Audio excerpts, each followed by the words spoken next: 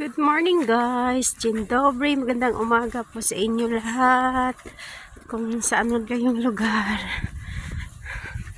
Napalive lang ako kasi para hindi naman tayo maboring, nag-iisa tayong naglalakad eh. Oh.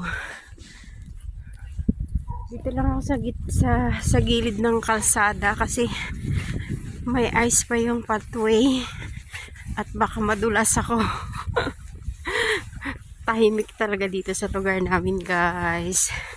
So wala tayong kasama at kailangan kong magpa-city dahil meron tayong pupuntahan na minsan lang mangyari ito. So magcha-church tayo sa anniversary ng isang church dito sa Poland. Kaya sacrifice na maglakad mag-isa kasi nandun na yung kasama ko. So ayan guys, ang aking lalakarin, malayo-layo pa. Pwede na ako dito sa pathway at natunaw na yung ice. Yan.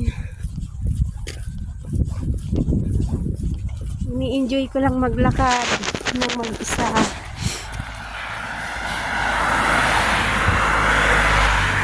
Yan guys.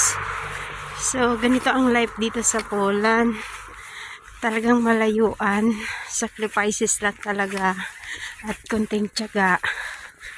Kaya sikap-sikap lang para makasurvive. Anyway, 3 dekada na akong nasa abroad. Pero kakaiba dito sa Europe kasi hindi madali ang buhay dito pagka hindi ka matyaga at sobrang layo.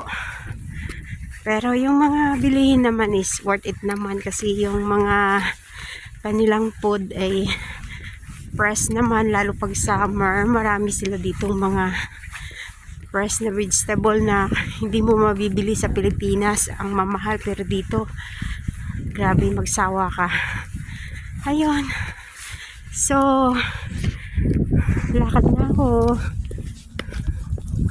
Ayun yung aking tawag nito, ka-workmate na Ukrainian. Magmamarket yata sila, kaya lakad din sila. Hindi ko yung anak niya isa. So, yun lang guys. Ingat kayo.